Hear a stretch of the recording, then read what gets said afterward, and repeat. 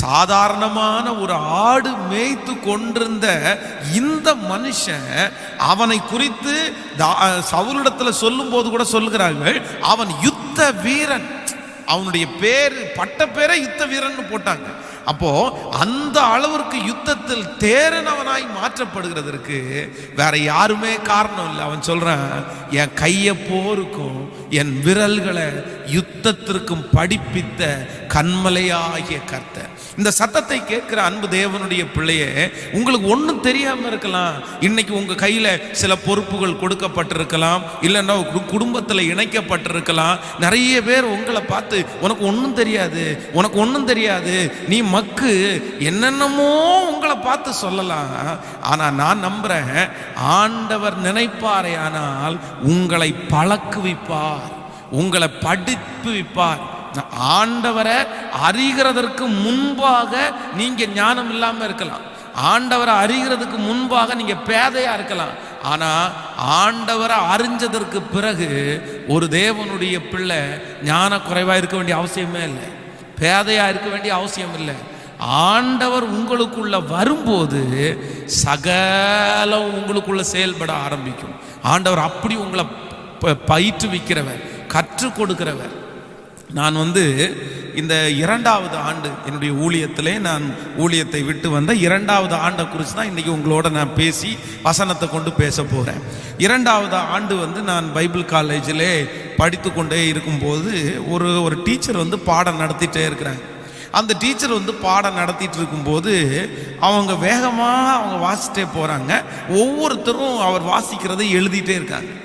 அப்போ எல்லாருமே வேகமாக எழுதுறாங்க. நானும் அப்படியே எழுதிட்டு இருந்தேன். ஆனால் எனக்கு திடீர்னு இந்த குறில் நெடில் அப்படின்னா இந்த கோ கே இதனுடைய குறில் நெடில் அந்த இது எனக்கு சரியாக தெரில. அது எப்படி இதுதான் கோவா இல்லை இது கேவா அப்படின்னு நானே அதுக்கு முன்பாக நிறைய எழுதியிருக்கிறேன். ஆனால் மிஸ்டேக்காக எழுதியிருக்கிறேன்.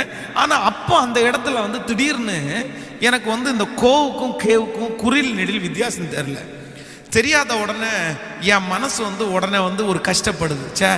உனக்கு கோவுக்கும் கேவுக்குமே வித்தியாசம் தெரில, நீ எல்லாம் பைபிள் காலேஜ் படித்து முடிச்சுட்டு ஊழியத்துக்கு போய் ஊழியம் செய்து ஆத்துமாக்களை ஆதாயப்படுத்த முடியுமா அப்படின்னு எனக்குள்ளே ஒரு கேள்வி எழும்புது. கேள்வி எழும்பின உடனே ஒரு சோகம் வந்துருச்சு. ஆமாம், நம்ம போய் என்னத்தை போய் ஊழியம் செய்ய போகிறோம், நமக்கு படிக்க கூட தெரில, பைபிள் கூட ஒழுங்காக படிக்க தெரில அப்படின்ட்டு அப்படியே என்னுடைய பெண்ணை எடுத்து அந்த மூடி அப்படியே வச்சு உட்காந்துட்டேன்.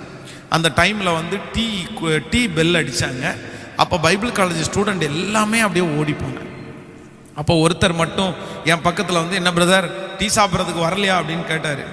நான் சோகமாக வரணும் பிரதர் அப்படின்னு சொன்னேன். உடனே அவர் என்னை பார்த்து கேட்டார், ரொம்ப சோகமாக இருக்கிறீங்க, என்ன பிரச்சனை உங்களுக்கு அப்படின்னு கேட்டார். இல்லை பிரதர், அது ஒன்றும் இல்லை, இந்த கோவுக்கும் கேக்குமே நமக்கு வித்தியாசம் தெரில, நமக்கு ஒழுங்காக பைபிளை வாசிக்க தெரில, நம்ம போய் ஊழியம் செய்து ஆத்துமாக்களை ஆதாயப்படுத்த முடியுமா, நான் எல்லாம் ஊழியத்துக்கு தகுதியே இல்லைன்னு நினைக்கிறேன் பிரதர் அப்படின்னு சொன்ன அடுத்த நிமிஷத்தில் அவர் டீ சாப்பிட போகிறத விட்டுட்டு என்னை கூப்பிட்டு ஒரு நோட்டு ஒரு பென் எடுத்து அந்த கோ கே அப்படின்றத ஒரு நோட்டில் எழுதி காமிச்சார். பிரதர் இப்படி வர்றதான் பிரதர் குடில், இப்படி வர்றதான் நெடில் அப்படின்னு சொல்லி எழுதி காமிச்ச உடனே நீங்கள் நம்ப மாட்டீங்க, கிட்டத்தட்ட 10th படித்து முடிச்சுட்டு தான் நான் பைபிள் காலேஜுக்கு வந்திருக்கிறேன். அத்தனை வருஷம் புரியாதது அவர் ஒரு டைம் சொன்ன உடனே எனக்கு புரிஞ்சிருச்சு. ஓ இதுதான் கோ இதுதான் கேவா பிரதர், இத்தனை நாள் தெரியாமல் போயிடுச்சு.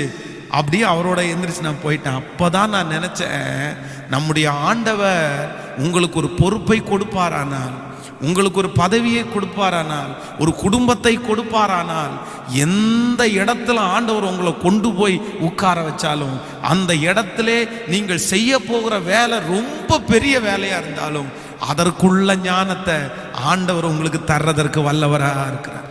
ஆண்டவர் நிச்சயம் அந்த காரியத்தை தருவார். யோசேப்பை குறித்து வேதம் சொல்லுது, யோசேப்பு அந்த நீங்க அந்நிய நாட்டில் எகிப்திலே அவன் போய் இருக்கிறான். அப்போ அவனுடைய கையில கொடுக்கப்படுகிற பொறுப்பு ஒரு மிகப்பெரிய பொறுப்பு.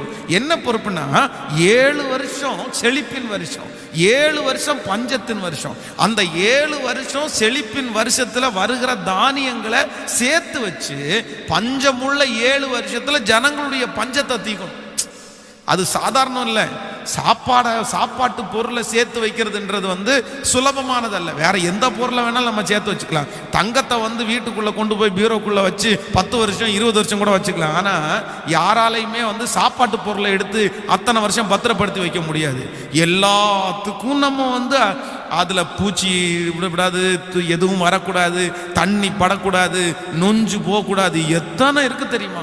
ஆனா வேதம் சொல்லுகிறது, இவன் இளைஞன், இவன் சின்ன வயசு உள்ளவன். ஆனா அவனுக்கு கையில கொடுக்கப்பட்டிருக்கிற பொறுப்பு ரொம்ப பெரிய பொறுப்பு. ஆனா அந்த பொறுப்பை நடத்துவதற்கு ஆண்டவர் ஞானத்தை கொடுத்தாரா அப்படின்னு கேட்டா கண்டிப்பா ஆண்டவர் ஞானத்தை கர்த்தர் தந்தார். ஸோ என்னுடைய 2வது வருஷத்துல என்னுடைய ஊழியத்துல மறக்க முடியாத ஒரு சம்பவம் இந்த சம்பவம். அத்தனை வருஷம் புரியாதது அன்னைக்கு மட்டும் ஒரே ஒரு டைம் சொல்லும்போது எப்படிங்க புரிஞ்சிருச்சு. அதுதாங்க கர்த்தர் நம்மோட இருக்கிறதற்கும் இல்லாததுக்கும் உள்ள வித்தியாசம். ஆண்டவர் உங்க கூட இல்லைன்னா அது புரியாது. ஆண்டவர் உங்க கூட இருக்கும்போது உங்களுக்கு கண்டிப்பா புரியும். அதனால உங்களுக்கு ஏதாவது தெரியலையா, செய்ய முடியலன்னு நினைக்கிறீங்களா, ஒன்றும் பண்ணுங்க, ஆண்டவரத்தில் ஜெபம் பண்ணுங்க. ஆண்டவர் சொல்றாரு, உங்களில் ஒருவன் ஞானத்தில் குறைவுள்ளவனாய் இருந்தால் யாவருக்கும் சம்பூர்ணமாய் கொடுக்கிறவரும் ஒருவரையும் கடிந்து கொள்ளாதவருமாய் இருக்கிற தேவனிடத்தில் கேட்க கடவான், அப்பொழுது அவர் தருவார். நம்முடைய தேவன் வந்து ஞானத்துல தேர்னவர் அல்லவா, கொடுக்காம இருப்பாரா? இப்ப சமீபமா சர்ச்சில் கூட அப்படிப்பட்ட ஒரு நல்ல சாட்சி நடந்துருச்சு. ஒரு அருமையான ஒரு தகப்பனும் தாயும் ஒரு பையனை சர்ச்சில் கூட்டிட்டு வந்தாங்க. அவன் வந்து 7th படிக்கிறான். அந்த 7th படிக்கிற பையனுடைய நோட்டு புக்கு கூட கையில கொண்டு வந்தாங்க. கொண்டு வந்து என்கிட்ட காமிச்சாங்க. காமிச்சு பார்த்தா 7th படிக்கிற பையன், அவன் பார்த்தீங்கன்னா நோட்டில் எழுதி இருக்கிறான், கோழி பரண்டி வச்சிருக்கிற மாதிரி எழுதி வச்சிருக்கான். ரொம்ப எதுவுமே படிக்கவே முடியல, அந்த மாதிரி கையெழுத்து ரொம்ப மோசமா இருக்குது. அப்போ அதனால அவனுக்கு வந்து ஸ்கூல்ல பயங்கரமான பிரச்சனை. அவனுடைய கையில் அந்த மொழியில கூட டீச்சர்ஸ் அடிச்சிருக்காங்க. ஆனா கூட அவனுக்கு என்னதான் சொல்லி அவனால எழுத்து வரவே இல்லை. நல்லா படிச்சு போய் எக்ஸாம் எழுதுவான், அவன் படிச்ச எல்லாத்தையுமே எழுதிடுவான். ஆனா ஹேண்ட் ரைட்டிங் சரியில்லாதனால அவனுக்கு மார்க் ரொம்ப கம்மியா கிடைக்கும். அதனால அவங்க அம்மா அப்பா 2 பேரும் வந்து, பாஸ்டர் இவன் ஹேண்ட் ரைட்டிங்கே சரியா வருதில்லை, கொஞ்சம் இவனுக்காக ஜெபம் பண்ணுங்க அப்படின்னு சொன்னாங்க. நான் உடனே அந்த தம்பிக்காக உருக்கமா ஜெபம் பண்ணேன். ஜெபம் பண்ணோன்னா அவங்க அம்மா அப்பா ஒன்று சொன்னாங்க, பாஸ்டர் நாங்கள் ஒன்று விசுவாசிக்கிறோம், ஒன்று பண்ணுங்க. அவங்களுடைய விசுவாசம் அப்படி. அவனுடைய கையில் ஒரு பேனாவை கொடுத்து அந்த பேனாவை பிடிச்சி ஒரு வார்த்தை, ஏதோ ஒரு வார்த்தை நீங்கள் முதல்ல அவனுக்கு எழுதுங்க பாஸ்டர், எழுதி கொடுங்க அப்படின்னாங்க. நான் அப்போ நினச்சிட்டே எழுதுனேன். என்னுடைய ஹேண்ட் ரைட்டிங்கே மோசமான ஹேண்ட் ரைட்டிங். நான் வந்து எனக்கே ஹேண்ட் ரைட்டிங் சுத்தமாக வராது. என் ஹேண்ட் ரைட்டிங் என்ன தவிர வேற யாருக்கும் வாசிக்க கூட முடியாது. நான் போய் இவனுக்கு எழுதுறதா ஆண்டவரே அப்படின்னு சொல்லி, ஆனாலும் அவங்க விசுவாசம், நான் உங்க ஊழியக்காரன்ப்பா, நான் அந்த மாதிரி செய்யும்போது அவங்க விசுவாசத்தை நீங்க கனம் பண்ணுவீங்கன்னு சொல்லி அவன் கையை பிடிச்சி ஒரு வார்த்தை, இயேசுவே ஆண்டவர் அப்படின்ற வார்த்தையை எழுதி சரின்னு ஜெபம் பண்ணி அனுப்பிட்டேன். நீங்க நம்ப மாட்டீங்க, கரெக்டா ஒரு 2 months 2 மாசம், இந்த 2 மாசத்துல அவங்க 2 நோட்டு கொண்டு வந்தாங்க. ஒன்று ஜெபிக்கிறதுக்கு முன்னாடி, அதுக்கப்புறம் ஜெபிச்சதுக்கு அப்புறம். ஹேண்ட் ரைட்டிங்கை பார்த்தீங்கன்னா நம்பவே மாட்டீங்க, அந்த அளவுக்கு முத்து முத்தான ஹேண்ட் ரைட்டிங். அவங்க 2 பேரும் ஆனந்த கண்ணீர் வடிச்சு, பாஸ்டர் ஆண்டவருக்கு ரொம்ப நன்றி, அதுக்கப்புறம் ஆண்டவர் கொடுத்த ஊழியக்காரராகிய உங்களுக்கு ரொம்ப தேங்க்ஸ் அப்படின்னு சொல்லி ஒரு நல்ல அவங்க காணிக்கை கொடுத்து ஜெபம் பண்ணிட்டு கடந்து போனாங்க. எனக்கு சந்தோஷமா இருந்துச்சு. நான் அதுக்கு அவங்க போனதுக்கப்புறம் நான் ஆண்டவருடைய சமூகத்தில் அழுதேன், ஆண்டவரே படிப்பே இல்லை, படிப்பறிவே இல்லை, பேத கோவுக்கும் கேக்கும் வித்தியாசம் தெரியல, என் ஹேண்ட் ரைட்டிங் கூட நல்லா இல்லை, ஆனால் எங்கள் மூலம் இப்படிப்பட்ட ஒரு அற்புதத்தை நீங்கள் செஞ்சீங்களே, உமக்கு நன்றின்னு சொன்னேன். ஸோ என் 2வது வருஷத்தில் ஆண்டவரிடத்தில் ஒன்றை நான் கற்றுக்கொண்டேன், ஒரு பெரிய அற்புதத்தை கற்றுக்கொண்டேன். நம்மளுக்கு என்ன ஞானம் வேணாலும் ஆண்டவர்கிட்ட கேட்டால் ஆண்டவர் நிச்சயம் கர்த்தர் தருவார். கேளுங்கள், அப்பொழுது உங்கள் சந்தோஷம் நிறைவாக இருக்கும்படி இவைகளை பெற்றுக்கொள்வீர்கள் என்று ஆண்டவர் சொல்றார். அதனால ஆண்டவரிடத்தில் கேளுங்க. அடுத்து என்னுடைய ஊழியத்தில் இந்த 2வது வருஷத்தில் நடந்த இன்னொரு சம்பவம், என்னை ரொம்ப தொட்ட சம்பவம் வந்து, நீங்கள் வந்து ஒரு வசனத்தை நம்ம வாசிக்க போகிறோம். 1 கொரிந்தியரில் ஒரு வசனத்தை வாசிக்கலாம். 1 கொரிந்தியரில் 2ஆம் அதிகாரம், 1 கொரிந்தியர் 2ஆம் அதிகாரம் 9வது வசனத்தை வாசிக்கும் போது, 2ஆம் அதிகாரம் 9வது வசனம், எழுதி இருக்கிறபடி தேவன் தம்மில் அன்பு கூறுகிறவர்களுக்கு ஆயத்தம் பண்ணினவைகளை கண் காணவும் இல்லை, காது கேட்கவும் இல்லை, அவைகள் மனுஷனுடைய இதயத்தில் தோன்றவும் இல்லை. கவனிங்கள், எழுதி இருக்கிறபடி தேவன் தம்மில் அன்பு கூறுகிறவர்களுக்கு ஆயத்தம் பண்ணினவைகளை கண் காணவும் இல்லை, காது கேட்கவும் இல்லை, அவைகள் மனுஷனுடைய இதயத்தில் தோன்றவும் இல்லை. ரொம்ப அழகான வசனம். ஆண்டவரிடத்துல அன்பு கூறுகிற ஒரு தேவனுடைய பிள்ளைக்கு என்ன தேவையோ அதை ஆண்டவர் என்ன பண்ணி இருக்கிறாராமா, முன்பே கர்த்தர் ஆயத்தம் பண்ணி வச்சிருக்கிறாராம்.